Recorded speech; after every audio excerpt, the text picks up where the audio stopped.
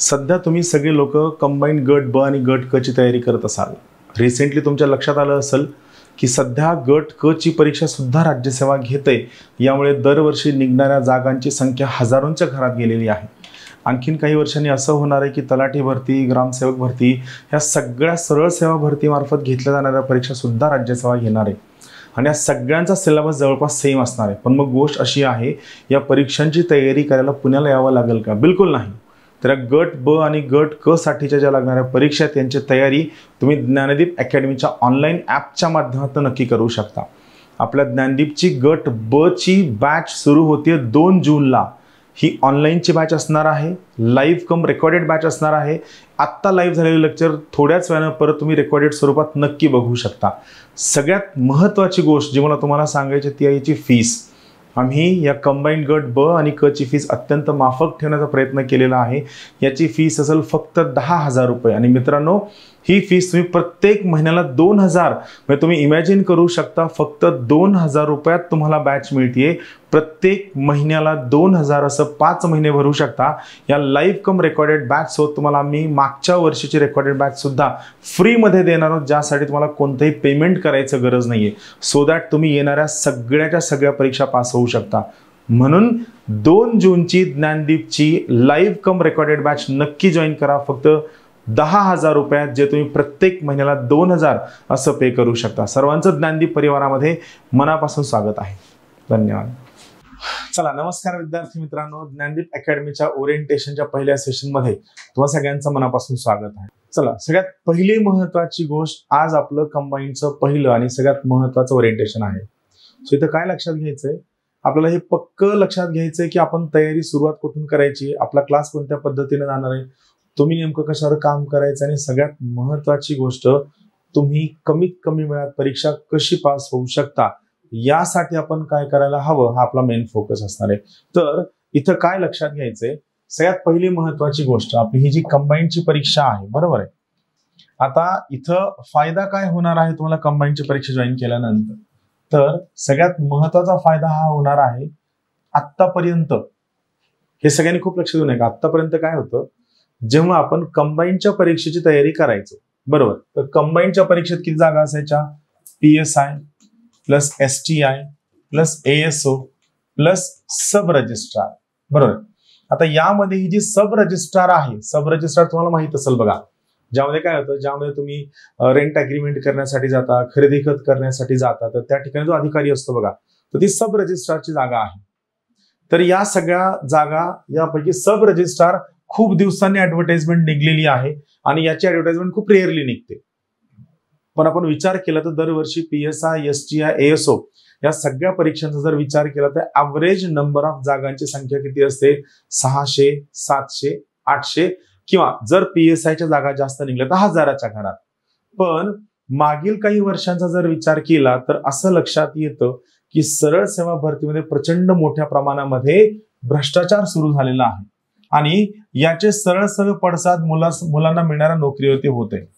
Even जर समजा तुम्ही रिसेंटली PSI भरतीचा विचार केला, PSI, तर PSI मध्ये त्यांनी काय केलेलं आहे, त्यांनी फिजिकल परीक्षा जी आहे या फिजिकलला त्यांनी क्वालिफाईंग केलेलं आहे, बरोबर आहे। फिजिकलला त्यांनी क्वालिफाईंग केलंय म्हणजे काय, तर तुमचे फिजिकलचे मार्क्स तुमच्या फायनल मेरिट लिस्टमध्ये काउंट नाही होणार आहे। किंवा पोलीस भरतीमध्ये सुद्धा त्यांनी तेच केलेलं आहे।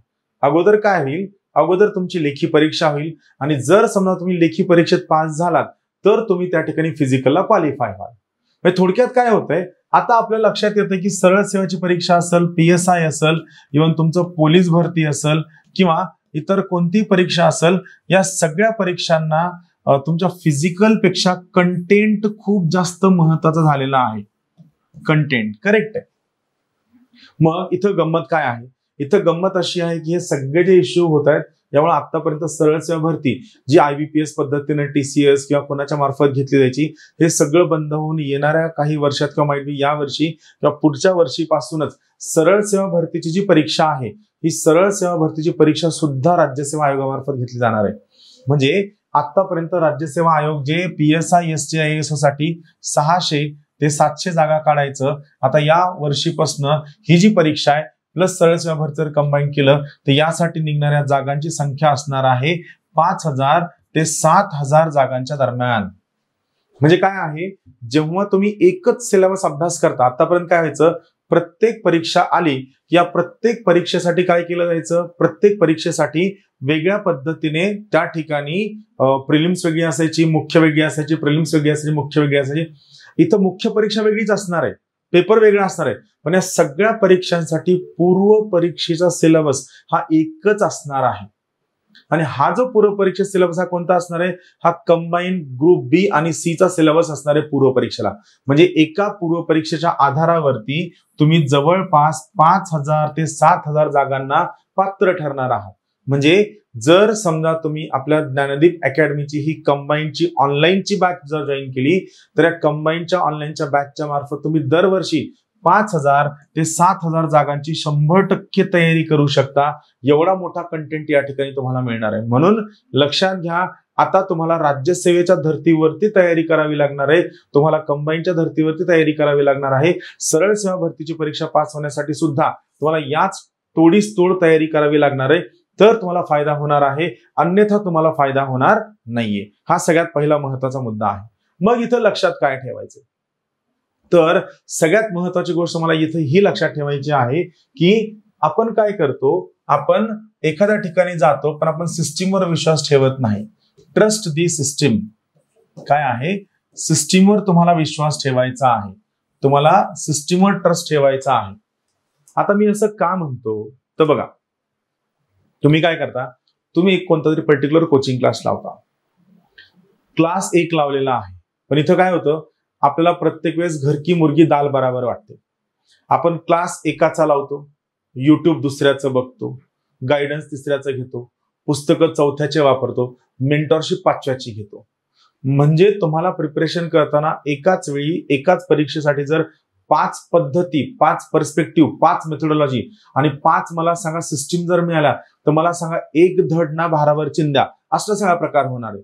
तर हे सगळं जर व्हायचं नसेल तर सगळ्यात महत्वाची गोष्ट, तुम्ही सगळी लोक जे ज्ञानदीप अकॅडमीमध्ये प्रवेश घेतलेला आहे, तुम्ही सगळ्या लोकांनी ज्ञानदीपच्या सिस्टीमवर विश्वास ठेवायचा आहे. का, हीच गोष्ट तुम्हाला रिझल्ट देऊन जाणारी आहे. ज्ञानदीप तुम्हाला रिझल्ट देणार आहे. बरं, महत्वाचा प्रश्न हा पडतो जेव्हा मी तुम्हाला म्हणतो की तुम्ही सिस्टीमवर विश्वास ठेवायला हवा, तर तुम्हाला सगळ्यात पहिला प्रश्न पडेल, सर आम्ही तुमच्या सिस्टीमवर विश्वास का ठेवू?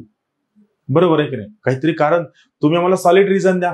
ऍडमिशन आलं त्यावेळेस तुम्हाला खूप जास्त गोड बोललात, युट्यूबला कमेंट करता खूप जास्त गोड बोलता, मग आम्ही ज्ञानदीपवर विश्वास का ठेवू हा सगळ्यात मोठा प्रश्न आहे.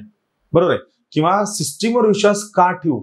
येस, तुमचा प्रश्न लॉजिकल आहे, वाजवी आहे, आणि तुम्ही प्रश्न विचारायला हवा की ज्ञानदीपच्या सिस्टीमवर तुम्ही विश्वास का ठेवावा. तर तुम्ही ज्ञानदीपच्या सिस्टीमवर विश्वास का ठेवावा याचं मी तुम्हाला एक एक सगळ्यात महत्वाचं कारण सांगतो. सगळ्यात पहिलं महत्वाचं कारण आहे जे म्हणजे ज्ञानदीपच्या फॅकल्टीज. तुम्ही ज्ञानदीपच्या युट्यूब चॅनलला जर जाल तर तुमच्या लक्षात येईल की आमच्या कंबाईनच्या फॅकल्टीजनी केलेले लेक्चर्स, आमच्या कंबाईनच्या फॅकल्टीजच्या रील्स आणि कंबाईनच्या फॅकल्टीजनी दिलेले सगळे टॉपिक यावरती तंतोतंत प्रश्न आल्याचे व्हिडिओज आम्ही शेअर केलेत.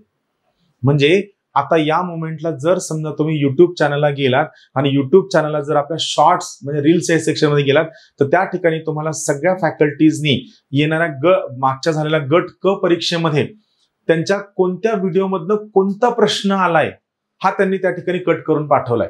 म्हणजे गोष्ट कशी आहे, आम्ही प्रश्न आलाय आणि प्रश्न आल्यानंतर मग नंतर व्हिडिओ काढून शूट केलं असं भाग नाहीये. ज्या रील्स आम्ही टाकल्यात या रील्स याच्या आहेत की आमच्या क्लासचा जो ऑनलाईन व्हिडिओ आहे या ऑनलाईन व्हिडिओ मधनं कोणता प्रश्न आला होता, तो व्हिडिओ कोणत्या मिनिटाला शिकवला गेला होता, तो प्रश्न तुम्ही कसा सॉल्व्ह करू शकला असता हे त्या टॉपिक मध्ये आम्ही डिस्कस केलं होतं. म्हणून सगळ्यात महत्वाची गोष्ट, आमच्या फॅकल्टीजला परीक्षेचा खूप चांगला अंदाज आहे. परीक्षेचा अंदाज असायला हवा. तुम्हाला फॅकल्टी कोणीतरी येते, गाव गप्पा सांगतीये, इन्स्पायर करतीये, शेरो शायरी सांगते, लहरों से डरकर नौका पार नहीं होती, असं काहीतरी सांगतीये. माझं म्हणणं आहे की असं आपल्याला खरंच करायचं नाहीये. का? तर खूप साधी गोष्ट आहे, ही परीक्षा आहे. खूपदा लोक म्हणतात सर हे माझं आयुष्य आहे, हे माझं लाईफ आहे, मी लहानपणी याचं स्वप्न बघितलं होतं. मी तुम्हाला खरं सांगू ना, मला लहानपणी कधीही दुसरी तिसरीला कधीही स्वप्न पडलं नव्हतं की मला काहीतरी अधिकारी व्हायचंय. दुसरी तिसरीला घरी गेल्यानंतर खायला काय मिळेल, दुपारी खेळायला काय जाऊ शकतो, संध्याकाळी कुठं खेळायला जाऊ शकतो, कसे आंबे चोरून खाऊ शकतो, ऊस चोरून खाऊ शकतो, याच्या पलीकडे उभ्या आयुष्यात कोणतंही स्वप्न पडलं नव्हतं. मला कळत नाही की तुम्हाला लहानपणी स्वप्न पडले कुठनं. ठीक आहे, तो बोलायचा भाग असतो. ही परीक्षा आहे, प्रत्येक परीक्षेला एक सिलेबस असतो, काही प्रश्न असतात, काही पुस्तकं असतात, काही कन्सेप्ट असतात. हे कन्सेप्ट तुम्हाला समजून घ्यायचेत आणि त्याच्या आधारावर तुम्हाला प्रिपरेशन करायचं आहे. मग हे कन्सेप्ट शिकून सांगणारी, या कन्सेप्ट बद्दल अंदाज असणारी, या कन्सेप्टवर काय प्रश्न येऊ शकतात हे सगळं सांगणारी ज्ञानदीपची सिस्टीम आहे. म्हणून तुम्ही ज्ञानदीपच्या सिस्टीमवर विश्वास ठेवा. बघा, गोष्ट काय असते माहितीये का, तुम्ही ऍडमिशन घेण्याच्या अगोदर आम्ही मार्केटिंग करणं हा वेगळा भाग आहे. पण ती मार्केटिंग केल्यानंतर जेव्हा तुम्ही ज्ञानदीप मध्ये ऍडमिशन घेतलंय त्यावेळेस तुम्हाला विश्वासानं सांगणं की तुम्ही ज्या ठिकाणी इन्व्हेस्टमेंट केलेली आहे. बरं मला सांगा, महत्वाची गोष्ट, तुम्ही पैशांची इन्व्हेस्टमेंट केली का नाही? तुम्ही पैशांची इन्व्हेस्टमेंट केलेली नाहीये, तुम्ही वेळेची इन्व्हेस्टमेंट करताय, तुम्ही तुमच्या करिअरची इन्व्हेस्टमेंट करताय. मग हे माझं काम आहे, being a parent, being a teacher, being a head of the institution, की तुम्ही ज्या ठिकाणी वेळेची आणि करिअरची इन्व्हेस्टमेंट करताय त्या वेळेला आणि तुमच्या करिअरला न्याय देणं हे माझं काम आहे. मग तो न्याय कसा दिला जाईल हे मी तुम्हाला आज सांगणार आहे. मी तुम्हाला ज्ञानदीपच्या सिस्टीम बद्दल सांगणार आहे, सोबत तुम्ही प्रिपेअर कसं करावं याच्याबद्दल सुद्धा सांगणार आहे आणि सगळ्यात शेवटी आपण तुमचे प्रश्न सुद्धा घेणार आहोत. तुम्ही तुमचे प्रश्न त्या ठिकाणी मांडायचे आहेत. तर सगळ्यात महत्वाची गोष्ट काय आहे, तुम्हाला सिस्टीमवर विश्वास ठेवावा लागणार आहे. दुसरी सगळ्यात महत्वाची गोष्ट, तुम्ही सिस्टीमवर विश्वास का ठेवा, तर आपल्या युट्यूब चॅनलला असणारे ज्ञानदीपच्या मॅरेथॉन लेक्चर्स, युट्यूबला असणारे मॅरेथॉन लेक्चर्स. येस, तुम्ही जा ना, ज्ञानदीपचे मॅरेथॉन लेक्चर्स बघा. युट्यूबला ओपनली सगळ्याच्या सगळा कंटेंट देणारी, मोफत मध्ये सगळ्याच्या सगळा कंटेंट देणारी ज्ञानदीप अकॅडमी ही महाराष्ट्रातील एकमेव संस्था आहे. तुम्ही बघू शकता आमचे फॅकल्टी कसं शिकवतात, कोणत्या पद्धतीने शिकवतात, कोणत्या टोन मध्ये शिकवतात, किती समजावून सांगतात, तुमचे किती कन्सेप्ट क्लिअर करतात. या सगळ्याच्या सगळ्या गोष्टी आम्ही त्या ठिकाणी एकदम सोप्या पद्धतीने, इत्थंभूत पद्धतीने तुम्हाला सोप्या पद्धतीने सांगितलेलं आहे.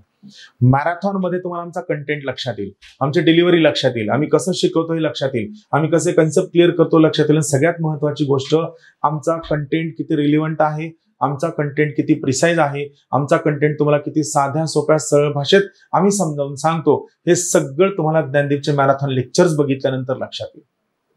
राहील लक्षात. म्हणून महत्वाचं काय, आमच्या फॅकल्टीज, दुसरी महत्वाची गोष्ट आमच्या युट्यूबचे मॅरेथॉन या ठिकाणी तुमच्या लक्षात येऊन जाईल की आम्ही नेमकं इथं कोणत्या पद्धतीने तुम्हाला शिकवतो. बघा, सिस्टीमवर विश्वास ठेवण्यासाठी या सगळ्या गोष्टी तुम्हाला गो थ्रू करणं गरजेचं आहे. आता एक महत्वाची गोष्ट काय आहे जी तुम्हाला लक्षात ठेवायची, तुम्हाला आता या ठिकाणी एक महत्वाची गोष्ट सांगणार आहे की जो तुमचा प्रश्न असतो की सर अभ्यासाची सुरुवात करायची, अभ्यास कसं करायचं मला कळत नाहीये, किंवा जे मी तुम्हाला सांगतो की सिस्टीमवर विश्वास ठेवा कसं करायचं, तर तुम्हाला सगळ्यात महत्वाची गोष्ट, क्लास कडनं लेक्चर तुम्हाला जे युट्यूबला मिळणार आहेत, बरोबर आहे. तर जे लेक्चर मिळत यात महत्वाची गोष्ट काय आहे, या लेक्चर बघत असताना पहिला महत्वाचा मुद्दा, तुम्हाला नंबर ऑफ व्ह्यूज वरती कोणत्याही प्रकारचे लिमिटेशन्स नाहीयेत. तुम्ही एखादा व्हिडिओ कितीही वेळा बघू शकता, या नंबर ऑफ व्ह्यूज वरती आमच्याकडनं कोणत्याही प्रकारचे रेस्ट्रिक्शन्स नाहीयेत. फक्त मागे काही प्रकार असे घडले की विद्यार्थ्यांनी आमचे कोर्सेस घेतले आणि दुसरा नंबर वापरून त्यांनी कोर्सेस विकले. यामुळे आम्ही सगळ्यांना आता स्ट्रिक्टली सांगितलेलं आहे, नंबर ऑफ व्ह्यूजवर कोणतेही लिमिटेशन्स नाहीयेत, पण तुम्ही तुमचा मोबाईल नंबर चेंज करू शकत नाही. आम्ही फक्त एकाच नंबरला ऍक्सेस देणार आणि काही जरी झालं तरी तुमचा डिव्हाइस आम्ही चेंज करून देणार नाही. हे आम्ही ऍडमिशन घेताना सगळ्यांना क्लिअर केलेलं आहे. पण तुम्हाला सगळ्यात महत्वाची जमेची बाजू, तुम्ही सिन्सिअर आहात, तुम्हाला ना मोबाईल नंबर चेंज करायचा ना डिव्हाइस चेंज करायचा. तुमचा जो मेन फोकस आहे की sir number of user limitations नाही आहेत ना, नाही, बिलकुल नाही. एखादं लेक्चर तुम्ही 100 वेळेस बघू शकता, आमच्याकडनं त्या व्ह्यूजवर कोणत्याही प्रकारचं कोणतेही रेस्ट्रिक्शन आम्हाला पर्सनली टाकायचं नाहीये. आमचं म्हणणं आहे की तुम्ही खूप सिन्सिअरली या ठिकाणी जर प्रिपेअर केलं तुम्हाला नक्की फायदा होईल. राईट. सो हे तिसरं महत्वाचं कारण आहे की तुम्ही ज्ञानदीपवर विश्वास का ठेवावा. बाकी लोकांसारखं तुम्हाला 3च व्ह्यूज असतील, 5च व्ह्यूज असतील, 7च व्ह्यूज असतील, या प्रकारचं कोणतंही रेस्ट्रिक्शन आम्हाला पर्सनली तुमच्यावर नाही टाकायचंय. आम्हाला कंपल्सरी काय करायचंय, जो विद्यार्थी आमचा त्याला आम्हाला नक्की पास करण्यासाठी लागेल ती प्रत्येक गोष्ट मदत करायची. Lecturer, faculty, YouTube. आता सगळ्यात महत्वाचा प्रश्न खूप सगळे विद्यार्थी आम्हाला विचारतात, मी कोणता मुद्दा शिकवतो तुमच्या लक्षात आलं असेल ना. मी सध्या या ठिकाणी तुम्हाला हाच मुद्दा शिकवतोय की तुम्ही ज्ञानदीपवर विश्वास का ठेवावा. मी एक एक मुद्दा पुढे जातो, मग आपण वर्कआउट करूया. सध्या आपण एकच मुद्दा बघतो की तुम्ही ज्ञानदीपवर विश्वास का ठेवावा. तर यामध्ये महत्वाची गोष्ट आहे, खूप सगळे विद्यार्थी विचारतात सर तुम्ही टेस्ट किती घेणार आहात, नंबर ऑफ टेस्ट किती घेणार आहात. असं तुम्ही विचारलं की खूप सगळे लोक म्हणतात आम्ही भरपूर टेस्ट घेणार. तुम्ही थकून जाल एवढ्या टेस्ट आम्ही घेणार नाही, असं नाहीये. मी तुम्हाला आज पहिल्या दिवशी सांगतो की आम्ही तुम्हाला कोणत्या पद्धतीने कसं टेस्ट घेणार आहोत, तुम्हाला त्याचा कसा फायदा होणार आहे, हे सगळं आम्ही तुम्हाला इथं साध्या सोप्या भाषेमध्ये सांगणार आहे. बघा, सगळ्यात पहिली महत्वाची गोष्ट, जेव्हा आपला क्लास सुरू होईल तर क्लास सुरू झाल्यानंतर खूप सगळे लोक नवीन आहेत, अभ्यास चांगला नाही, बेसिक चांगला नाही, तर पहिले 15 ते 20 दिवस आपण काय करणार, फक्त टीचिंगवर फोकस करणार आहोत. पहिले 15 ते 20 दिवस आम्ही तुम्हाला खूप जास्त टेस्ट देऊन तुम्हाला कन्फ्युजन मध्ये टाकणं, तुम्हाला टेन्शन मध्ये, या प्रकारचा कोणताही प्रकार आम्ही तुम्हाला करणार नाही. बरोबर. पहिले 15 ते 20 दिवस आमचा फोकस काय असणार आहे, तुम्हाला शिकविणं, तुमच्या कन्सेप्टवर फोकस करणं, हा आमचा फोकस असणार आहे. 20 दिवसानंतर ज्यावेळेस तुम्ही सेट व्हाल, अभ्यासाची सवय लागल, काही कन्सेप्ट क्लिअर होतील, परीक्षेचा अंदाज येईल, तुम्हाला कळायला सुरू झालेलं आहे, तुमची बैठक बसायला सुरू, त्याच्यानंतर मग आम्ही एक एक करून टेस्ट सुरू करणार आहोत. त्यातली सगळ्यात पहिल्या प्रकारची आमची टेस्ट असणार आहे, जी आहे ब्रेन टीजरची टेस्ट. Brain teaser test. सगळ्यात मोठा प्रश्न, ब्रेन टीजरची टेस्ट म्हणजे काय. तर बघा, आपली कंबाईंड गट ब आणि क ची परीक्षा कोणती आहे, कंबाईंड गट ब आणि क ची आपली परीक्षा कसली आहे, ही आहे MCQ ची, मल्टिपल चॉईस क्वेश्चनची. आता यामुळे काय होतं, आपण जेव्हा MCQच्या परीक्षांची तयारी करतो त्यावेळी एक वेळ असा येतो MCQच्या परीक्षांमध्ये की आपल्याला पर्यायाची, ऑप्शनची एवढी सवय होते की आपल्याला पर्याय दिल्याशिवाय कोणत्याही प्रश्नाचं उत्तरच येत नाही. नाही याचा पर्याय सांगा, नाही याचा पर्याय सांगा, नाही याचा पर्याय सांगा. म्हणजे एका मोमेंटला आपण एवढे थकून जातो की आपल्याला असं होतं की सर तुम्ही पर्याय सांगितला तर मी याचं उत्तर देऊ शकतो. आणि यामध्ये सगळ्यात मोठा इश्यू काय होतो, आपलं मेमरी कमी व्हायला सुरू होते. म्हणून आमचा उद्देश काय की जी ब्रेन टीजरची टेस्ट आहे, ब्रेन टीजरच्या टेस्टमध्ये महत्वाची गोष्ट, जे तुम्हाला त्या दिवशी शिकवलंय त्या टीचिंगवरच ब्रेन टीजरची टेस्ट असणार आहे. पहिली महत्वाची गोष्ट, यामध्ये कोणत्याही प्रकारचा पर्याय असणार नाही. ब्रेन टीजर मध्ये पर्याय असणार नाही, कोणताही ऑप्शन असणार नाही. इथं काय असणार आहे, इथं 25 प्रश्न असणार आहेत. हे जे 25 प्रश्न आहेत, या 25 प्रश्नांना फिल इन द ब्लँक्स असू शकतं, ट्रू ऑर फॉल्स विचारलं जाऊ शकतं. या पद्धतीने तुम्हाला प्रश्न विचारले जाऊ शकतात. तुम्हाला अर्ध्या तासामध्ये जे त्या दिवशी शिकवलंय याच्यावरची ब्रेन टीजरची टेस्ट तुम्हाला सोडवायची आहे. याच्यावरची ब्रेन टीजरची टेस्ट तुम्हाला सोडवायची आहे. ही झाली ब्रेन टीजरची टेस्ट, पहिला महत्वाचा मुद्दा. बरं, याचा उद्देश काय आहे, याचा सगळ्यात महत्वाचा उद्देश आहे तुमची स्मरणशक्ती सुधारणं, तुमची स्मरणशक्ती इम्प्रूव्ह करणं, हा पहिला उद्देश आहे. दुसरा सगळ्यात महत्वाचा उद्देश आहे तुमची अॅक्युरेसी वाढवणं. खूपदा असं होतं की MCQच्या प्रश्नांमध्ये MCQ दिल्याशिवाय उत्तर न दिलं तुमचं कन्फ्युजन खूप जास्त वाढायला सुरू होतं. सो दुसरा मुख्य उद्देश आहे तुमची अॅक्युरेसी इम्प्रूव्ह करणं. तिसरा सगळ्यात महत्वाचा उद्देश आहे तुमची स्पीड इम्प्रूव्ह करणं. स्पीड का इम्प्रूव्ह होऊ शकते, तुमची स्मरणशक्ती चांगली आहे, मेजॉरिटी गोष्टी जर तुम्हाला पाठ झालेल्या असेल तर तुमची स्पीड इम्प्रूव्ह करणं हा या टेस्टचा सगळ्यात मुख्य उद्देश आहे. म्हणजे या ब्रेन टीजरच्या मार्फत आपण तुमचा अनटच्ड एरिया टच करतोय, ज्या मार्फत तुमचा स्कोर नक्की वाढवू शकतो. सो बेसिकली काय, ब्रेन टीजर ही पहिल्या टाईपची टेस्ट असणार आहे. ब्रेन टीजर आलं लक्षात पहिलं. आता दुसरी महत्वाची गोष्ट आहे, खूप सगळे विद्यार्थी विचारतात सर आमची टेस्ट वीकली असणार आहे का, 15 दिवसांनी असणार आहे का, महिन्याभरानं असणार आहे. बघा, सगळ्यात महत्वाची गोष्ट काय असतं, तुम्ही खूप सगळ्या टेस्ट सोडविणं हे फायद्याचं आहे. खूपदा तुमच्या आजूबाजूला खूप सगळे सिनियर लोक बघा, ते सांगतात मी 10 टेस्ट सोडवल्या, 15 टेस्ट सोडवल्या, 20 टेस्ट सोडवल्या. ठीक आहे, तुम्ही 50 टेस्ट सोडवल्या, मान्य आहे. पण सगळ्यात मोठा प्रश्न हा आहे की तुम्ही या सगळ्या 15 टेस्ट सोडविल्यानंतर तुम्हाला त्यामधनं लेसन काय मिळाला.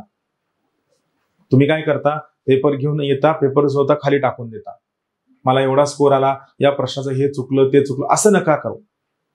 नंबर ऑफ टेस्ट कमी सोडवल्या तरी सुद्धा चालतील, पण या टेस्ट सोडविण्यापेक्षा माझा कोणता सब्जेक्ट स्ट्रॉंग आहे, कोणता सब्जेक्ट वीक आहे, माझं नॉलेज कसं आहे, माझी मेमरी कशी आहे, मी लावलेले गेस किती करेक्ट येतात, मी लावलेले गेस किती चुकतात, माझं लॉजिक किती करेक्ट येतं, या सगळ्या गोष्टींवर तुम्ही काम करणं गरजेचं आहे. नंबर ऑफ टेस्ट सोडविण्यापेक्षा प्रत्येक टेस्टचं लॉजिक अंडरस्टँड करणं हे तुमच्यासाठी अत्यंत जास्त गरजेचं आहे, अत्यंत जास्त महत्वाचं आहे. म्हणून आमचं म्हणणं आहे की नंबर ऑफ टेस्ट कमी सोडवा. पण याचा अर्थ असा बिलकुल नाही की ज्ञानदीप तुमच्याकडनं कमी टेस्ट सोडून घ्या, बिलकुल नाही. प्रत्येक वीकला तुमची टेस्ट असणार आहे. पण टेस्ट कशी असणार आहे मी तुम्हाला सांगतो. सो याला मी नाव देईल, मी प्रत्येक गोष्ट पुढच्या पेजवरती घेतो. 2 नंबरची टेस्ट आहे ज्याला मी नाव देईल कॉम्प्रिहेन्सिव्ह टेस्ट. कोणती टेस्ट असणार आहे? Comprehensive test. आता या कॉम्प्रिहेन्सिव्ह टेस्ट मध्ये काय असणार आहे बघा, इथं काय असणार आहे. समजा 1 तारखेला तुम्हाला एक विषय शिकवायला सुरू केला, 1 तारखेला, 1 तारखेपासून 7 तारखेपर्यंत तुम्हाला तो विषय शिकवला, 7 पर्यंत, बरोबर. त्यानंतर सेम विषय कंटिन्यू होतोय आणि हा विषय आपण शिकवतो पुढच्या किती तारखेपर्यंत? 14 तारखेपर्यंत. आता काय असणार आहे? 14 तारखेला, बरोबर, 14 तारखेला तुमची 100 प्रश्नांची एक MCQ ची टेस्ट असेल. 14 तारखेला तुमची 100 प्रश्नांची एक MCQ ची टेस्ट असेल. पण ही टेस्ट कशावरती असेल?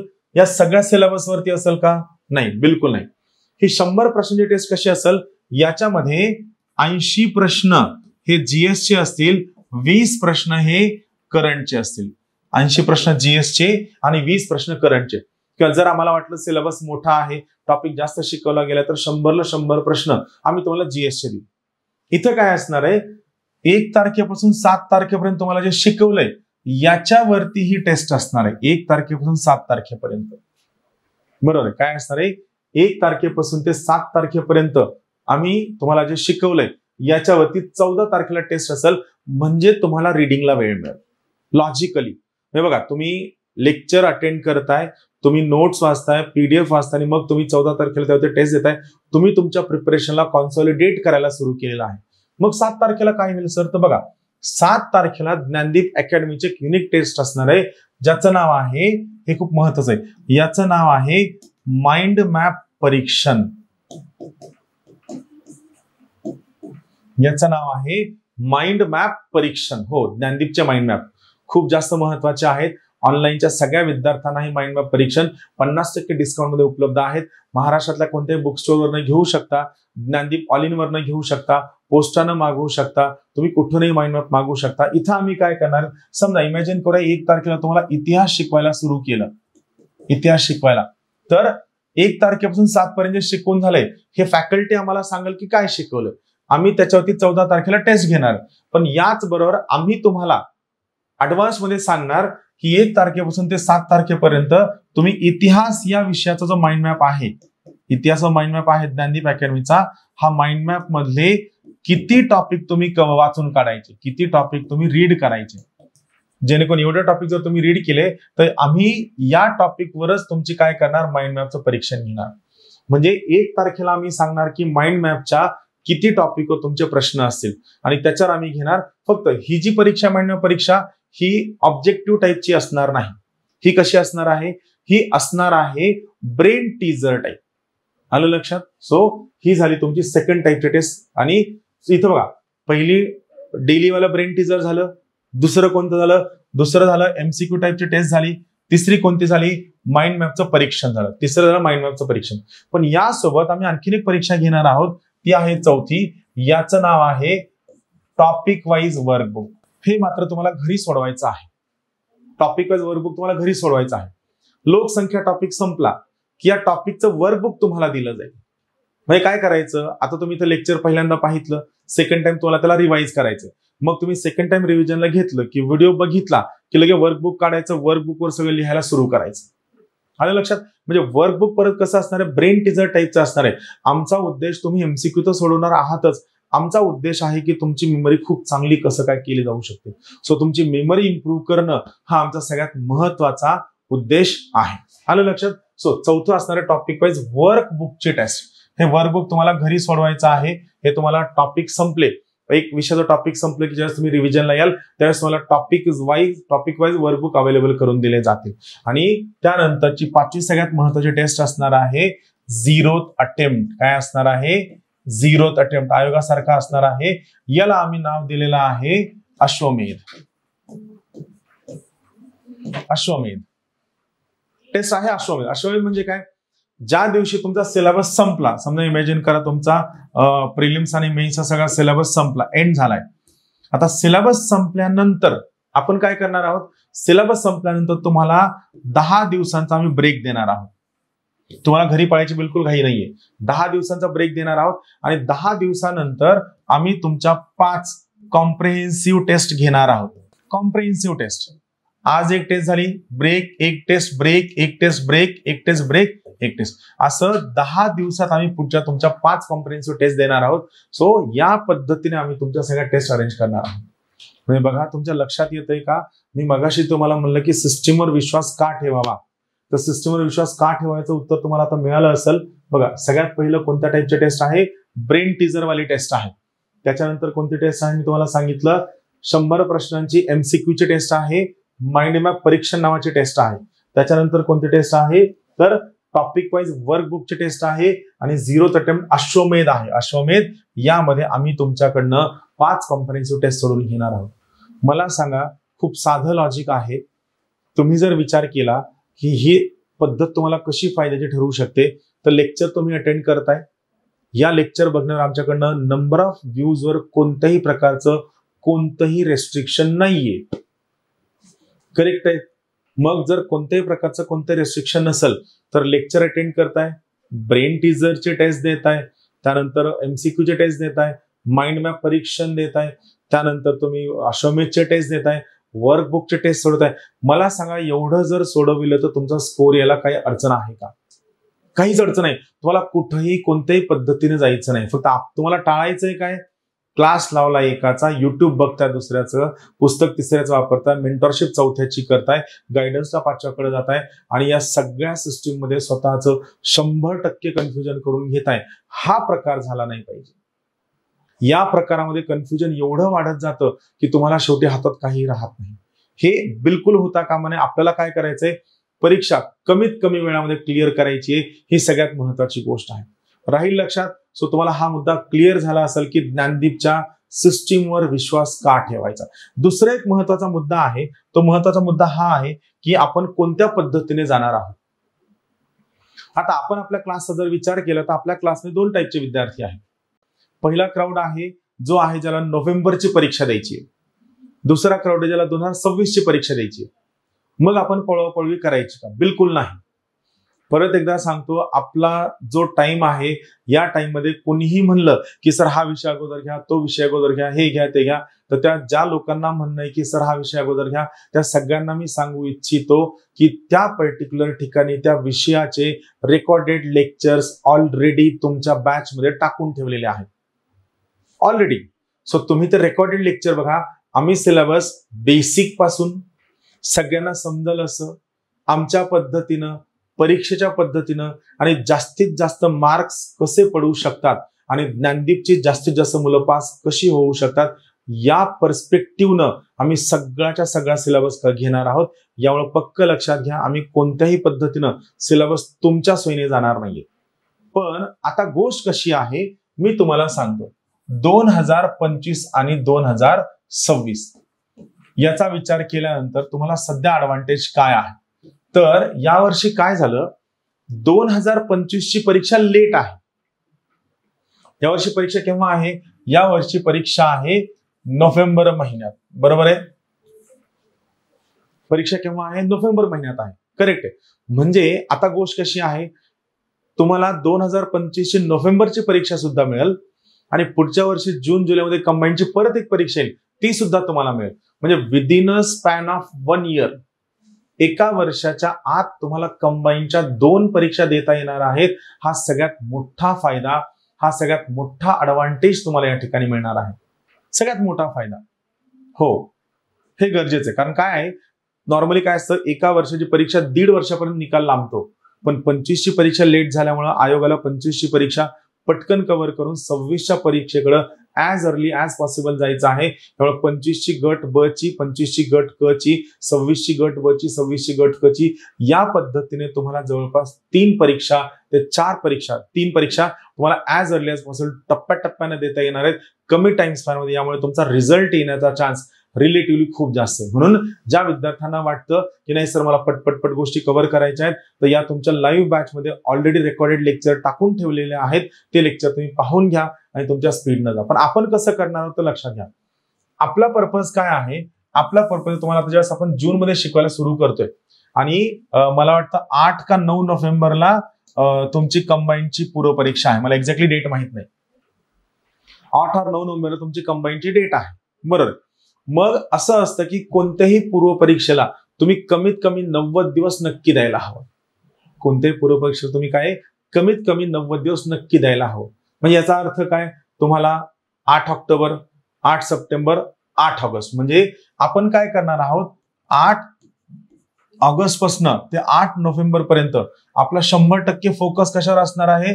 आपला फोकस असणार आहे बेसिक कव्हर करणं प्लस तुम्हाला पूर्व परीक्षेचं शिकवणं.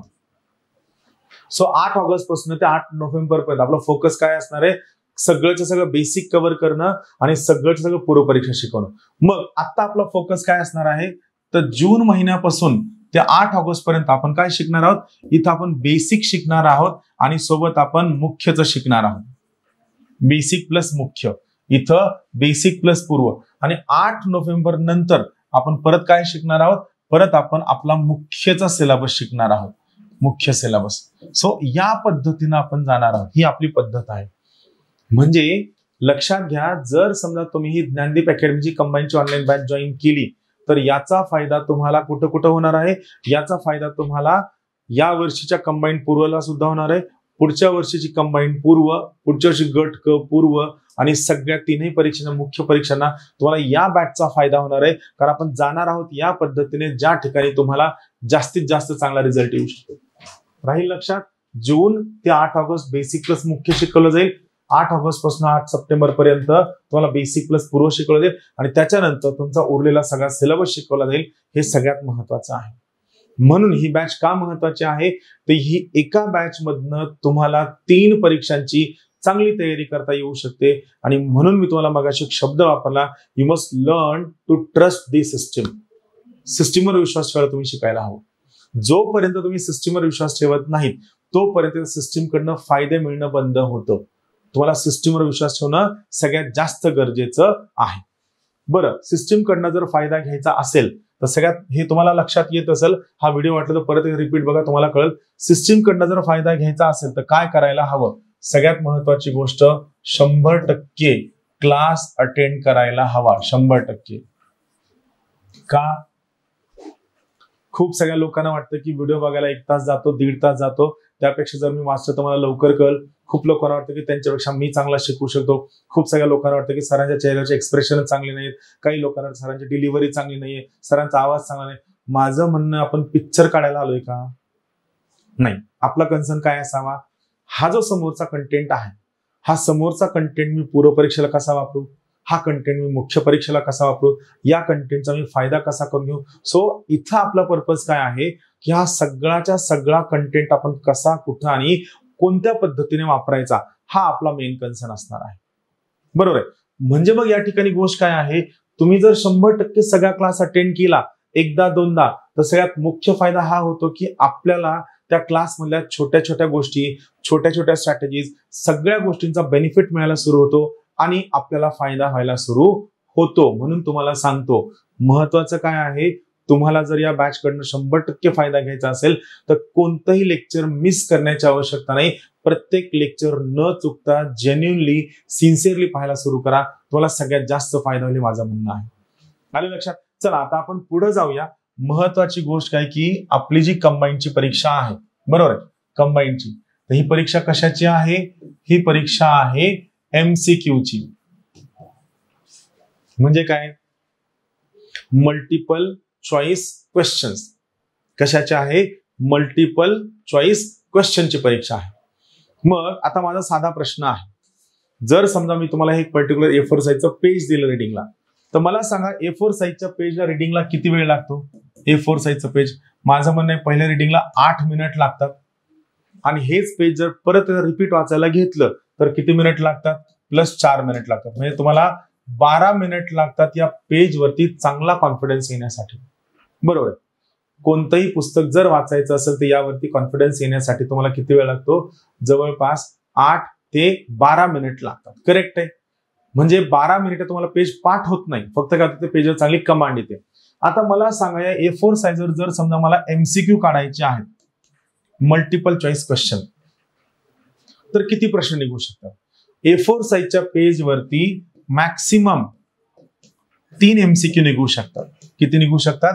मॅक्सिमम 3 MCQ निघू शकतात. बरोबर आहे. सिंगल MCQ वाचायला आपल्याला किती वेळ लागतो? 45 सेकंड. समजा आपण ओढून ताणून किती MCQ काढले? आणखी 4 MCQ काढले. 4 MCQ. एक MCQ वाचायला वेळ किती लागतो? 45 सेकंड. बरोबर आहे. 4 MCQ वाचायला किती वेळ लागेल? 180 सेकंद लागतील. म्हणजे किती मिनिट झाले? 3 मिनिट झाले. हे MCQ रिपीट वाचायचं म्हणलं तर आपल्याला समजा परत MCQ वाचायला 15 सेकंद लागतील. पण आपण इमॅजिन करूया की आपण थोडं डिटेलमध्ये वाचतोय. सो प्रत्येक MCQ ला आपल्याला किती वेळ लागला? अर्धा मिनिट लागला. सो 4 MCQ ला आपल्याला किती वेळ लागतील? अर्धा मिनिट इच. यासह 2 मिनिट लागतील. सो 3 + 2 मिनिट 5 मिनिट लागतील. म्हणजे बघा, जेव्हा तुम्ही पेजची नॉर्मल रीडिंग करता तेव्हा 12 मिनिटात पेज तुमचं दोनदा वाचून होतं, पण पेजवर तुम्हाला कमांड येत नाही. पण हेच जर तुम्ही MCQच्या पद्धतीनं जर जाल, हेच जर समजा तुम्ही MCQच्या पद्धतीनं जाल तर 5 मिनिटामध्ये तुम्हाला 4 MCQ काय होतील? पाठ होतील. म्हणून माझा सगळ्यात महत्वाचा कंबाईनच्या MCQ टाईपच्या परीक्षांसाठी मी खूपदा एक महत्वाचा गोल्डन रूल सांगत असतो. Golden rule. काय गोल्डन रूल आहे? कोण सांगाल? तुम्ही जर युट्यूब बघितलं असेल तर गोल्डन रूल हा आहे, जर समजा तुम्ही दिवसात 10 तास अभ्यास करत असाल तर या 10 तासापैकी तुम्ही 80% वेळ हा कुठं द्यायला हवा? रीडिंगला द्यायला हवा. तुम्ही 80% वेळ रीडिंगला द्यायला हवा आणि बाकीचा 20% वेळ कुठं द्यायला हवा? MCQच्या प्रॅक्टिसला द्यायला हवा. रोज लक्षात घ्या, खूप महत्वाचं आहे. जर समजा तुम्ही दिवसभरात 10 तास अभ्यास करत असाल तर 10 तासापैकी 80% वेळ तुम्ही रीडिंगला द्यायला हवा. बाकीचा 20% वेळ तुम्ही MCQ मल्टिपल चॉईस क्वेश्चन साठी द्यायला हवा. Yes, every day.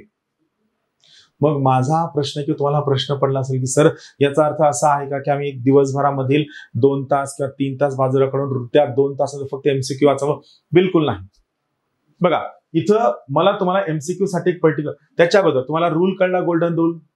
MCQ साठी मला तुम्हाला अभ्यास कसा करावा तुम्हाला सांगायचं. मी पुन्हा पुन्हा भेटत राहणार आहे, पण इथे मी तुम्हाला बेसिक आयडिया देतो की MCQ अभ्यास कसा करायचा. बरोबर. बघा, सगळ्यात पहिली महत्वाची गोष्ट, जेव्हा तुम्हाला एक A4 साईजचं पेज वाचायचं त्यावेळेस तुम्हाला किती मिनिटांचं कॉन्सन्ट्रेशन लागतं? तुम्हाला 9, 10, 11, 12 मिनिटांचं कॉन्सन्ट्रेशन लागतं. करेक्ट आहे. पण तुम्हाला जर MCQ वाचायचा असेल तर तुम्हाला किती मिनिटांचं कॉन्सन्ट्रेशन लागतं? 40 second, 50 second, 1 minute.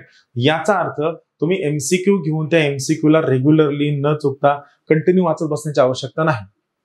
MCQ वाचण्याचे basic गरजेचं काय आहे? MCQ वाचण्यासाठी सगळ्यात महत्वाची गोष्ट काय आहे तर तुम्ही त्याला टप्प्याटप्प्यात वाचायला हवं. समजा आपण इमॅजिन करूया, तुम्ही दिवसभरात जॉब जाणारे आहात, गृहिणी आहात किंवा फॅमिली आहात किंवा तुम्ही टप्प्याटप्प्यानं लेक्चर बघता. मी इमॅजिन करतोय की सकाळी 7 वाजल्यापासून ते 1 वाजेपर्यंत तुम्हाला वेळ मिळत नाही. जर तुम्हाला 7 ते 1 वेळ मिळत तर खूप चांगली गोष्ट आहे, पण जर 7 ते 1 तुम्हाला वेळ मिळत नाही. आता काय झालं? 1 वाजता तुम्ही लंचला गेलात, तुम्ही 3 वाजता काय झालं? फ्री झालात. 3 वाजता तुम्ही अभ्यासाला बसला. आता इथं काय करायचं मला सांगा. तुम्ही 3 वाजता अभ्यासाला बसल्या लगेचच्या लगेच तुमचा अभ्यास सुरू होतो का? नाही सुरू होत. इंजिन गरम व्हायला वेळ लागतं की नाही? सो यामुळे काय होतं, 3 वाजता जरी तुम्ही अभ्यासाला बसलात तरी 3 वाजता लगेचच्या लगेच तुमचा अभ्यास सुरू होत नाही. काही वेळ तुम्हाला जाऊ द्यावा लागतो, काही मिनिट त्या ठिकाणी जाऊ द्यावं लागतं. म्हणून मग या ठिकाणी काय आहे, जेव्हा तुम्ही 3 वाजता अभ्यासाला बसाल ते 3 वाजल्यापासून 2:15 पर्यंत 15 मिनिट काय करायचे? MCQ करायचे. मग अभ्यास करायचा 15 मिनिटं. समजा तुमचा चहाचा वेळ आहे 5:30चा, पण सायकोलॉजिकली तुम्ही 5 वाजता चहाच्या टपरीवर पोहोचलेला असता. अशा वेळी काय करायचं? वेळ वाचवण्यासाठी 5 वाजून 15 मिनिट ते 5:30 हे 15 मिनिट परत MCQ करायचं. तुम्ही 6 वाजता चहावरनं परत आला अर्ध्या तासानंतर, तर 6 वाजल्यापासून 6:15 पर्यंत परत MCQ करायचे. समजा तुमचा जेवायचा वेळ रात्री 9 वाजताचा आहे, तर 8:45 ते 9 परत MCQ करायचं. बरोबर आहे. जेवण केल्यानंतर तुम्ही किती वाजता आलात? जेवण केल्यानंतर समजा तुम्ही 10 वाजता आलात, तर 10 वाजल्यापासून ते 10:15 परत MCQ करायचं. आलं लक्षात? आणि जेव्हा तुम्ही रात्री झोपणार आहात, बरोबर आहे, बिफोर स्लीप, हे लक्षात घ्या, बिफोर स्लीप 15 मिनिट रिव्हिजन करायचं. बिफोर स्लीप 15 मिनिट काय करायचं? रिव्हिजन करायचं. रिव्हिजन करणं म्हणजे काय? दिवसभर जे सगळं वाचलं या सगळ्या गोष्टींना गो थ्रू करणं. दिवसभर जे सगळं तुम्ही रीड केलेलं आहे, या रीड केलेल्या प्रत्येक गोष्टीला गो थ्रू करणं म्हणजे रिव्हिजन करणं. हा माझा साधा सिंपल एकदम सोप्यातला सोपा फंडा आहे. काही लक्षात? सो आपण कशाबद्दल डिस्कस करतोय? आपण डिस्कस करतोय गोल्डन रूल बद्दल. जर दिवसात 10 तास अभ्यास केला तर यापैकी 80% वेळ रिडिंगला द्यायचा, 20% वेळ MCQच्या प्रॅक्टिसला द्यायचा, मग 20% कंटिन्यू वाचायचं का नाही, तर तुम्ही 15 मिनिटांच्या स्लॉट मध्ये हे MCQ वाचायला घ्यायचे, जे सगळ्यात जास्त गरजेचं आहे. आणि महत्वाची गोष्ट, तुम्ही शेवटचा जो दिवसातला वेळ आहे हा रिव्हिजनला द्यायचा, जो सगळ्यात महत्वाचा आहे. शेवटचा दिवसातला वेळ रिव्हिजनला द्यायचा, जो सगळ्यात महत्वाचा आहे. रिव्हिजनला द्यायचं म्हणजे काय, तर त्या गोष्टी फक्त काय करायचं, नजरेखालनं घालायला सुरू करायचं. हा झाला माझा पहिला फंडा आहे गोल्डन रूलचा. आता एक सगळ्यात महत्वाचा मुद्दा मी तुम्हाला सांगणार आहे, जो आहे गोल्डन फ्लो. पास होण्यासाठी लागणारा गोल्डन फ्लो. सगळ्यात पहिली महत्वाची गोष्ट, पुस्तकं विकत घेण्याच्या मागे पळू नका, पुस्तकं घेत फिरू नका. तुम्हाला ज्या क्लास नोट्स दिल्या आहेत त्या सगळ्या मोर दॅन सफिशियंट आहेत. फक्त तुम्हाला ज्ञानदीपचे माइंड मॅप आणि ज्ञानदीपचे पूर्व आणि मुख्यचं विश्लेषण तेवढं परचेस करावं लागेल. बाकी तुम्हाला काहीही घेण्याची आवश्यकता नाही. मग गोल्डन फ्लो काय असेल, तर तुम्ही काय करता माहितीये का? तुम्ही सगळ्यात पहिली महत्वाची चूक ही करता की तुम्ही प्रत्येक पुस्तक पहिल्या पानापासून शेवटच्या पानापर्यंत वाचण्याचा प्रयत्न करता. याचा तुम्हाला फायदा नाही होत. का? कारण हे पुस्तक वाचताना तुम्ही त्या पुस्तकातले हाय स्कोरिंग टॉपिक कोणते आहेत, मीडियम स्कोरिंग टॉपिक कोणते आहेत, लो स्कोरिंग टॉपिक कोणते आहेत, याबद्दल तुम्ही काहीही विचार केलेला नाही, यात तुम्ही काही डोकं लावत नाहीये. करेक्ट आहे. सो इथं महत्वाचं काय आहे, तुम्हाला या पर्टिक्युलर ठिकाणी पुस्तक वाचत असताना त्या टॉपिकचं महत्व सुद्धा कळायला हवं. आता समजा तुम्ही क्लासला आहात, मग तुम्ही आता काय करायला हवं, तर बघा, सगळ्यात पहिली महत्वाची गोष्ट, तुम्ही आजच्या लेक्चरचा व्हिडिओ अटेंड केला, बरोबर आहे. हा लेक्चरचा व्हिडिओ तुम्ही पाहितला की सगळ्यात पहिलं काम काय करायचं, हा व्हिडिओ पाहितल्यानंतर तुम्ही हा जो टॉपिक आहे या टॉपिकच्या ज्या PDF नोट्स तुम्हाला दिलेल्या आहेत, PDF और नोट्स तुम्हाला दिलेल्या आहेत, और ज्या PPT तुम्हाला दिलेल्या आहेत, या PPT तुम्ही वाचायला सुरू करायचं. PDF और नोट्स और PPT लेक्चर नंतरच्या. रेफरन्स मटेरियल सध्या कोणतंही वाचायचं नाही, आपल्याकडे वेळ आहे. आणि जेव्हा तुम्हाला सांगितलं ना सिस्टीम नुसार जायचं, ती सिस्टीम न चुकता फॉलो करायची. सगळ्यात पहिली महत्वाची गोष्ट, तो लेक्चर पाहायचा, तो व्हिडिओ बघायचा, मग त्या PDF दिली असेल, क्लासकडनं नोट्स दिल्या असतील, PPT दिल्या असतील, ह्या वाचून घ्यायच्या. या वाचून झाल्या की सगळ्यात पहिलं काम काय करायचं, ब्रेन टीजर टेस्ट सोडवायची. ब्रेन टीजर ही टेस्ट तुम्ही सोडवायची, सगळ्यात पहिलं काम आहे. ब्रेन टीजरची टेस्ट तुम्ही सोडविणार. इथं महत्वाची गोष्ट, तुमचा स्कोर येऊ अथवा न येऊ, तुमची उत्तरं करेक्ट येऊ अथवा न येऊ, आपल्याला कोणी मेडल देणार नाहीये की हा चला तुझ्या सगळे ब्रेन टीजर करेक्ट आहे तर तुला कलेक्टर करतो. नाही, ब्रेन टीजर यासाठी सोडवायचे की आपलं चुकतंय कुठं, आपले कन्सेप्ट क्लिअर होत नाहीयेत का, आपल्याला आकडेवारी लक्षात राहत नाहीये का, व्यक्ती लक्षात राहत नाहीये का, फॅक्च्युअल गोष्टी चुकतायत का, आपलं नॉलेज चुकतंय का, आपलं नेमकं चुकतंय काय, हा अंदाज घेण्यासाठी आणि त्यावर करेक्शन करण्यासाठी आपल्याला ब्रेन टीजर सोडवायचंय. ब्रेन टीजर आपल्याला कोणत्याही पद्धतीने वाहवा मिळवण्यासाठी, शाबासकी मिळवण्यासाठी वापरायचं नाही. एकदा का ब्रेन टीजर सोडून झालं की पुढचा टप्पा काय असेल, पुढचा टप्पा असेल ज्ञानदीपचं पूर्व विश्लेषणाचं जे पुस्तक आहे, त्या विश्लेषण पुस्तकामधनं त्या टॉपिकवरचे प्रश्न सोडविणे और वाचणे. समजा तुम्ही वॉरन हेस्टिंग वाचताय, वॉरन हेस्टिंगचा व्हिडिओ बघितला, त्याच्यावरच्या PDF वाचल्या, त्याच्यावरचं ब्रेन टीजर सोडवलं, मग पूर्व विश्लेषणाचं पुस्तक, हे पुस्तक तुम्हाला ज्ञानदीपच्या कोणत्या आउटलेटला 50% डिस्काउंट मिळून जाईल. हे पूर्व विश्लेषणाचं टॉपिक घ्यायचं, त्यातनं MCQ वाचायला सुरू करा, PYQ वाचायचे. हे झालं की लगेच्या लगे मुख्य विश्लेषणामधनं ते टॉपिक वाचायचे, मुख्य विश्लेषण, त्यातनं PYQ वाचायचे. हे झालं की मग 22,000 प्लस प्रश्नसंच जो आहे, 22 प्रश्नसंच जो यामधनं त्या टॉपिकवरचे MCQ सोडवायचे, इथं वाचायचे, इथं वाचायचे, इथं सोडवायचे. आणि हे सोडून झालं की सेम टॉपिक वरती जो माइंड मॅप तुम्ही परचेस करणारा, जो तुम्हाला 50% डिस्काउंट मिळेल, हा माइंड मॅप मधनं सेम टॉपिकचं काय करायचं, रीडिंग करायचं. Read same topic. आलं लक्षात? आता बघा सगळ्यात महत्वाची गोष्ट, आपण कोणत्या पद्धतीने जातोय, हा आहे गोल्डन फ्लो. सगळ्यात पहिलं काम काय करायचं, लेक्चरचा व्हिडिओ बघायचा, लेक्चर तुम्ही अटेंड केलं, मग या टॉपिकवरची PDF नोट्स ऑफ PPT वाचायची, मग याच्या ब्रेन टीजरच्या टेस्ट सोडवायच्या, त्या टेस्ट सोडून झालं की पूर्व विश्लेषणामधनं PYQ वाचायचे, मग मुख्य विश्लेषणामधनं PYQ वाचायचे, मग 22,000 प्लस प्रश्नसंच सोडायचा, त्याच्यानंतर माइंड मॅप टॉपिक रीडिंग करायचं. माझं म्हणणं आहे की हे जर तुम्ही केलं तर तुम्हाला मार्केटमधलं कोणतंही पुस्तक, कोणतीही नोट्स विकत घेण्याची गरज नाही, काहीही परचेस करण्याची गरज नाही.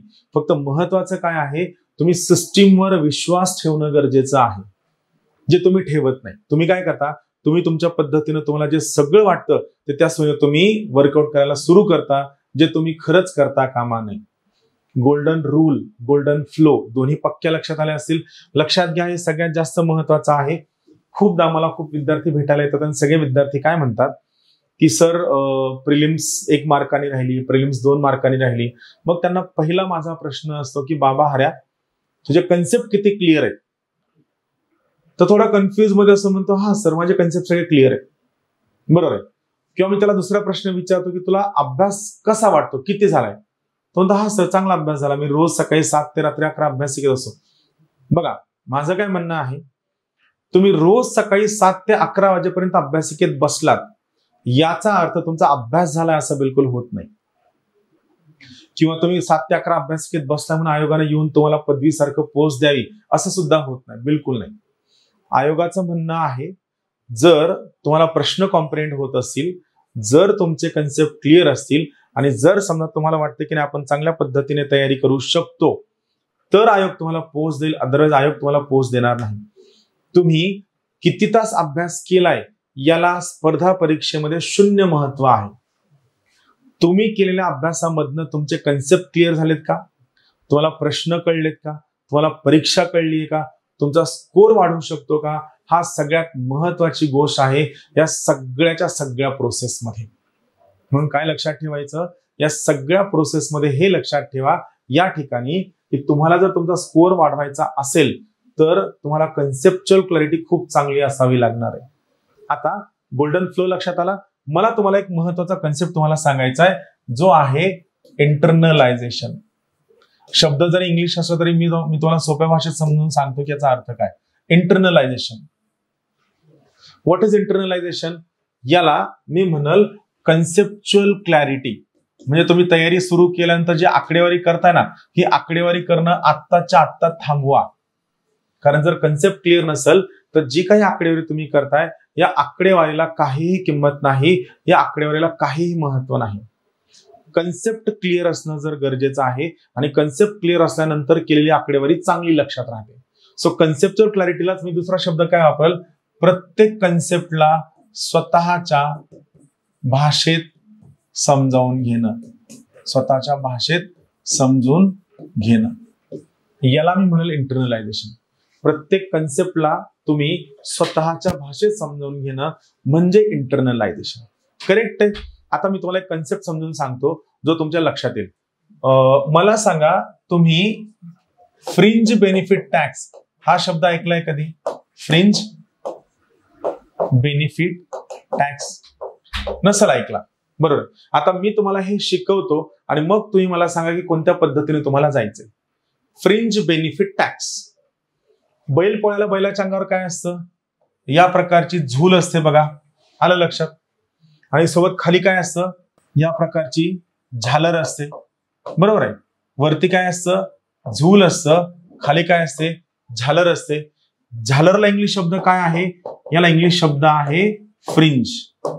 काय शब्द आहे? फ्रिंज. आता बघा, जेव्हा तुम्ही एखादी कंपनी किंवा सरकारी नोकरी किंवा कोणतीही नोकरी जॉईन करता, त्या नोकरीत तुम्हाला काय मिळतं? पहिलं तुम्हाला मिळतं बेसिक पे. शब्द प्रत्येक महत्वाचा. पहिलं काय तर बेसिक पे, याला आपण म्हणतो मूळ वेतन. मग तुम्हाला काय मिळतं? HRA हाऊसिंग रेंट अलाउन्स, घर भाडं. तिसरं तुम्हाला मिळतं TA म्हणजे काय? ट्रॅव्हलिंग अलाउन्स, प्रवास भत्ता. चौथं तुम्हाला मिळतं डिअरनेस अलाउन्स म्हणजे काय? महागाई भत्ता. म्हणजे जेव्हा तुम्ही एखादी कंपनी जॉईन करता त्यावेळेस तुम्हाला बेसिक पे, मूळ वेतन, हाऊसिंग रेंट अलाउन्स, घर भाडं, ट्रॅव्हलिंग अलाउन्स, प्रवास भत्ता, डिअरनेस अलाउन्स, महागाई भत्ता सगळं मिळतं. हे झालं तुमचं मुख्य बेनिफिट, मेन बेनिफिट.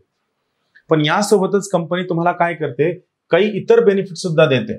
जसं की तुम्हाला कंपनी काय करते? पिझ्झाचं कुपन देते, बुक माय शोचं तिकीट देते, लोणावळा रिसॉर्टला तुम्हाला काय करते? डिस्काउंट करून देते, हॉटेलचं तुम्हाला काय करते? डिस्काउंट करून देते, तुमच्या मुलाला स्कॉलरशिप देते, त्यानंतर तुमच्या पॅरेंट्ससाठी मेडिकल फॅसिलिटी उपलब्ध करून देते, त्यानंतर तुम्हाला स्वतःला काहीतरी समजा स्पा किंवा रिसॉर्टला काहीतरी अवेलेबल करून देते. आता बघा, हे सगळे झाले ऍडिशनल बेनिफिट. बरोबर आहे. थोडक्यात हे झूल झालं आणि हे झालं झालर. मग एखाद्या कंपनीने तिच्या एम्प्लॉईजला या मेन बेनिफिटच्या व्यतिरिक्त जे सगळं दिलेलं असेल याला म्हणायचं फ्रिंज बेनिफिट. याला म्हणायचं फ्रिंज बेनिफिट. काय झालं? हे झालं फ्रिंज बेनिफिट. मग एखाद्या कंपनीने तिच्या एम्प्लॉईजला दिलेले जे फ्रिंज बेनिफिट्स आहेत यावरती सरकार जो टॅक्स लावतो या टॅक्सला म्हणायचं फ्रिंज बेनिफिट टॅक्स. एखादी कंपनी तिच्या एम्प्लॉईला जे ऍडिशनल किंवा फ्रिंज बेनिफिट देते यावरती सरकार जो टॅक्स लावतो त्याला म्हणायचं फ्रिंज बेनिफिट टॅक्स. मला सांगा, सोपं आहे का अवघड आहे? बघा, हे झालं मेन बेनिफिट म्हणजे झूल, आणि झालर याला काय म्हणायचं? Fringe benefit. आलं लक्षात? मला सांगा, हे कन्सेप्ट कळणं सोपं आहे का अवघड आहे? खूप सोपं आहे. पण आपण काय चुकवतो? पुस्तक किती दिवसात संपवायचं, सिलेबस किती दिवसात संपवायचा, पुस्तक किती वेळा वाचून काढायचं, रिव्हिजन किती करायचे. बिलकुल या आकडेवारीमध्ये अडकून पडू नका. जर पोस्ट मिळवायची असेल तर सगळ्यात महत्वाची गोष्ट ही आहे की तुमची कन्सेप्च्युअल क्लॅरिटी काय लेवलला आहे हे तुम्हाला खूप पटकन कळणं गरजेचं आहे. आणि मित्रांनो, मला तुम्हाला एक महत्वाची गोष्ट सांगायची आहे. जर तुम्हाला या प्रकारचं इंटरनलायझेशन करायचं असेल आणि ज्या पद्धतीने मी शिकवतोय या पद्धतीने जर समजा तुम्हाला कन्सेप्ट क्लिअर करून घ्यायचे असतील तर तुमच्या ऍप मध्ये 2 बॅचेस आहेत. पहिली बॅच आहे पॉलिटी बाय महेश सर आणि दुसरी बॅच आहे इकॉनॉमी बाय महेश सर. या दोन्ही बॅचेसचं टार्गेट ठेवा की दोन्ही बॅचेस मधले जे व्हिडिओज आहेत हे व्हिडिओज तुमचे जून एंडला 1 टाइम पाहून व्हायला हवे. 1 टाइम. महत्वाची गोष्ट, हे व्हिडिओ बघताना लक्षात ठेवायचं नाही, पाठ करायचं नाही, नोट्स काढायच्या नाही. मग काय करायचं? फक्त साऊथ इंडियन पिक्चर सारखं मजा म्हणून बघायचं. मी तुम्हाला सांगतो तुमचे कन्सेप्ट जास्त क्लिअर होतील. सो सगळ्यात पहिलं टार्गेट मी तुम्हाला काय देतोय, त्या ऍप वरती पॉलिटी बाय महेश सर आणि इकॉनॉमी महेश सर नावाच्या 2 बॅच आहेत. यामधले लेक्चर बघायला सुरू करा. तुम्हाला काही डाऊट आला तर मला तुम्ही त्या ठिकाणी विचारा. आलं लक्षात? So golden flow, golden rule, internalization या 3 गोष्टी सगळ्यात जास्त महत्वाच्या आहेत. राहील लक्षात?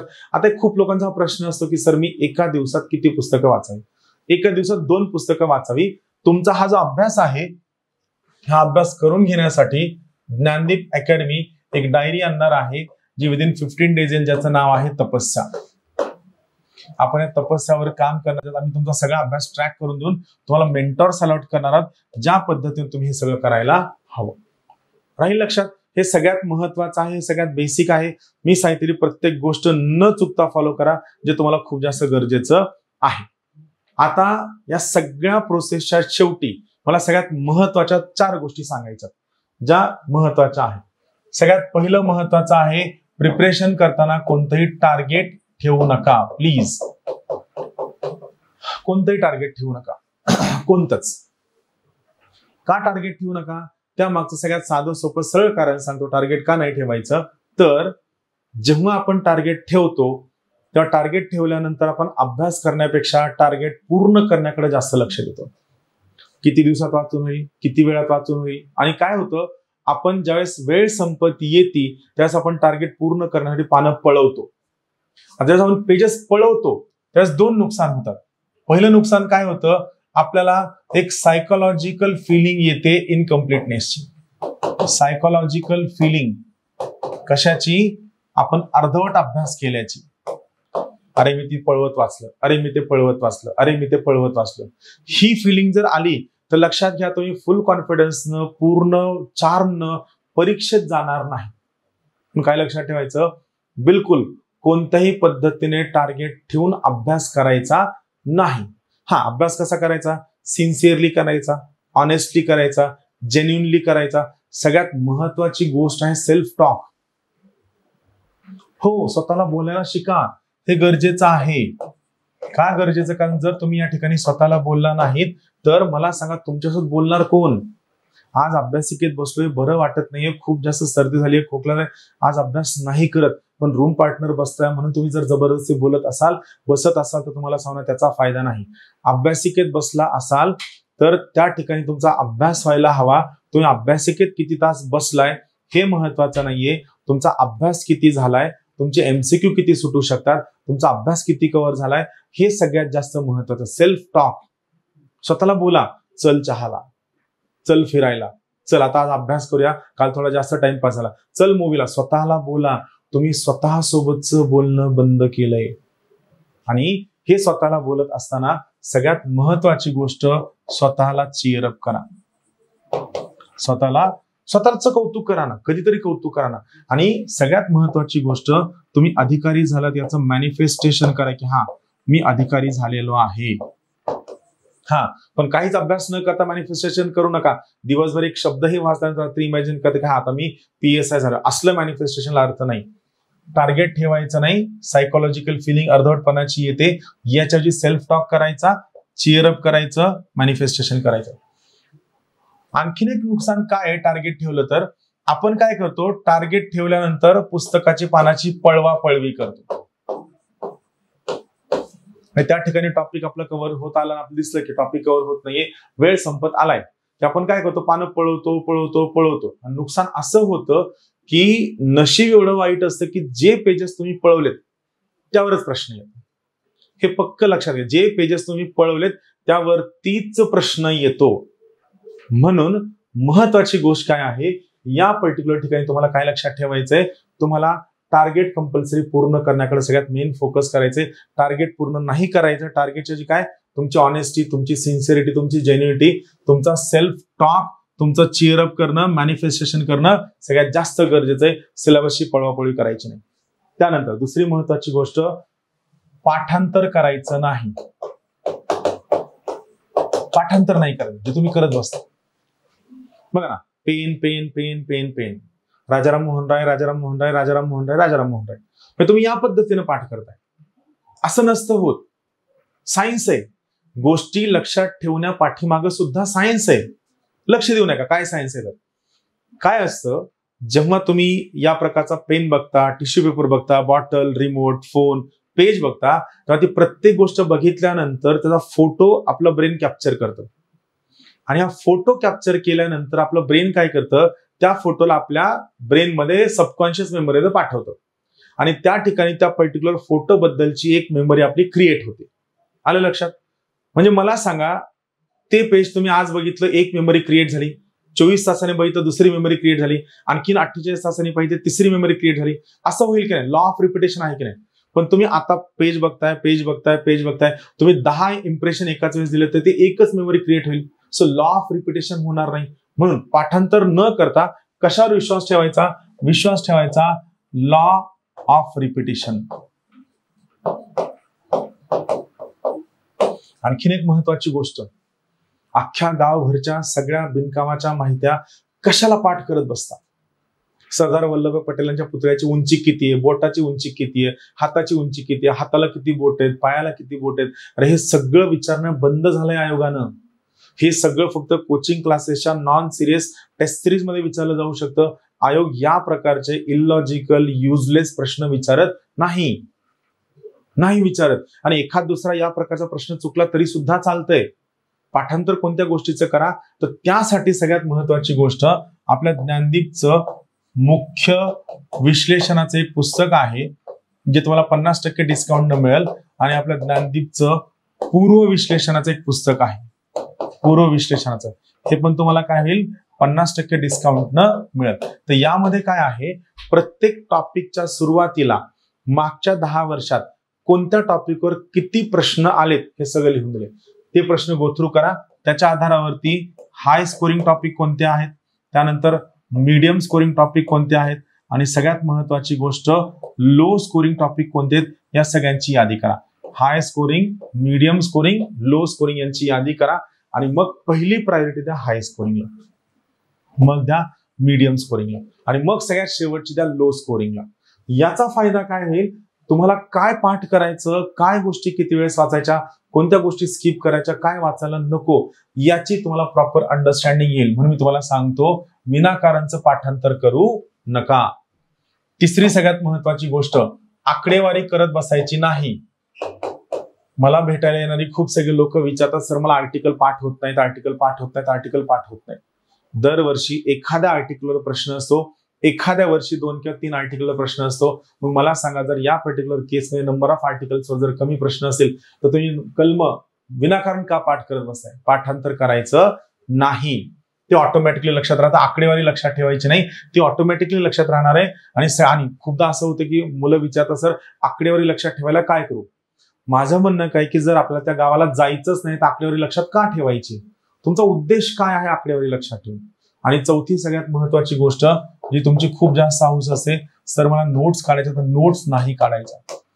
तुम्हाला ज्ञानदीपच ज्या नोट्स येतात, जर तुम्ही ज्ञानदीपचे माइंड मॅप आणि जर PYQ आणि मुख्य विश्लेषण जर परचेस केलं तर तुम्हाला कोणताही रेफरन्स मटेरियल वाचायची गरज नाही, कोणत्याही प्रकारचं वाचायची गरज नाही. इथं साधा कन्सेप्ट काय की नोट्स केव्हा काढायच्या, जेव्हा तुमचं एखाद्या पुस्तकाचं वाचन 2-3 वेळेस झालं असेल त्याच्यानंतर नोट्स काढायच्या. त्या नोट्स काढण्याच्या अगोदर ज्ञानदीपने तुम्हाला दिलेल्या नोट्स कम्पेअर करायच्या. जर तुम्हाला वाटतं की ज्ञानदीपच्या नोट्स मोर दॅन सफिशियंट आहेत तर विनाकारण नोट्स काढण्याच्या भानगडीत बिलकुल पडायचं नाही, हे पक्क ध्यानात ठेवा. नोट्स काढायच्या नाही. आता मी तुम्हाला माझा फोन नंबर देतो. माझा फोन नंबर आहे 97 64 22 19 99. हा माझा फोन नंबर आहे.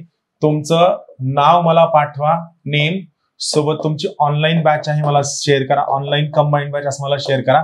ऑनलाईन कंबाईंड 2025 असं बॅच शेअर करा. आणि मला कॉल करण्याची वेळ आहे सकाळी 10:30 ते संध्याकाळी 5:30. आणि कॉल जो करणार आहे तो फक्त आणि फक्त कशासाठी केला जावा, फक्त स्टडी रिलेटेड डाऊट साठी केला जावा, फक्त स्टडीसाठी. सर पुस्तक कुठं मिळेल, नोट्स कुठं मिळतील, नोट्स केव्हा काढायच्या, क्लास किती वाजता आहे, फॅन चालू होत नाहीये, नळाची तुट्टी लागत नाहीये, या कोणत्याही टेक्निकल गोष्टीसाठी हा फोन रिसिव्ह केला जाणार नाही.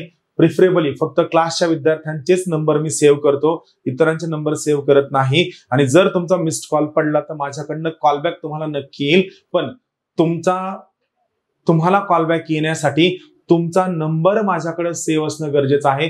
जर नंबर सेव्ह नसेल तर मी कोणत्याही पद्धतीने कॉल करणार नाही. अननोन नंबरला मी कॉलबॅक करत नाही आणि क्लासच्या व्यतिरिक्त इतरांना कॉल शक्यतो करत नाही. एमर्जन्सी असेल तर करतो. क्लासच्या सगळ्या विद्यार्थ्यांनी हा नंबर, तुमचं नाव, ऑनलाईनची कोणती बॅच आहे आणि यावेळी तुम्ही मेसेज करू शकता, कॉल करू शकता. फक्त स्टडीसाठी असावं. सर नोट्स केव्हा येणार आहेत, पार्सलचा फोटो पाठवा, यासाठी कॉल करायचा नाही. चालेल आपण या ठिकाणी थांबूया. नवीन लेक्चर घेऊन लवकरात लवकर भेटूया. धन्यवाद. सध्या तुम्ही सगळे लोक कंबाईंड गट ब आणि गट क ची तयारी करत असाल. रिसेंटली तुमच्या लक्षात आलं असेल की सध्या गट क ची परीक्षा सुद्धा राज्यसेवा घेते. यामुळे दरवर्षी निघणाऱ्या जागांची संख्या हजारोंच्या घरात गेलेली आहे. आणखीन काही वर्षांनी असं होणार आहे की तलाठी भरती, ग्रामसेवक भरती, ह्या सगळ्या सरळ सेवा भरतीमार्फत घेतल्या जाणाऱ्या परीक्षा सुद्धा राज्यसेवा घेणार आहे. आणि या सगळ्यांचा सिलेबस जवळपास सेम असणार आहे. पण मग गोष्ट अशी आहे, या परीक्षांची तयारी करायला पुण्याला यावं लागेल का? बिलकुल नाही. तर गट ब आणि गट क साठीच्या ज्या लागणाऱ्या परीक्षा आहेत त्यांची तयारी तुम्ही ज्ञानदीप अकॅडमीच्या ऑनलाईन ॲपच्या माध्यमातून नक्की करू शकता. आपल्या ज्ञानदीपची गट ब ची बॅच सुरू होते 2 जूनला. ही ऑनलाईनची बॅच असणार आहे, लाईव्ह कम रेकॉर्डेड बॅच असणार आहे. आत्ता लाईव्ह झालेले लेक्चर थोड्याच वेळानं परत तुम्ही रेकॉर्डेड स्वरूपात नक्की बघू शकता. सगळ्यात महत्त्वाची गोष्ट जी मला तुम्हाला सांगायची ती आहे याची फीस. आम्ही या कंबाईंड गट ब आणि क ची फीस अत्यंत माफक ठेवण्याचा प्रयत्न केलेला आहे. याची फीस असेल फक्त 10,000 रुपये. आणि मित्रांनो, ही फीस तुम्ही प्रत्येक महिन्याला 2,000 म्हणजे तुम्ही इमॅजिन करू शकता, फक्त 2,000 रुपयात तुम्हाला बॅच मिळते. प्रत्येक महिन्याला 2,000 असं 5 महिने भरू शकता. या लाईव्ह कम रेकॉर्डेड बॅच सोबत तुम्हाला आम्ही मागच्या वर्षीची रेकॉर्डेड बॅच सुद्धा फ्रीमध्ये देणार आहोत, ज्यासाठी तुम्हाला कोणतंही पेमेंट करायचं गरज नाही आहे, सो दॅट तुम्ही येणाऱ्या सगळ्याच्या सगळ्या परीक्षा पास होऊ शकता. म्हणून 2 जूनची ज्ञानदीपची लाईव्ह कम रेकॉर्डेड बॅच नक्की जॉईन करा. फक्त 10,000 रुपयात जे तुम्ही प्रत्येक महिन्याला 2,000 असं पे करू शकता. सर्वांचं ज्ञानदीप परिवारामध्ये मनापासून स्वागत आहे. धन्यवाद.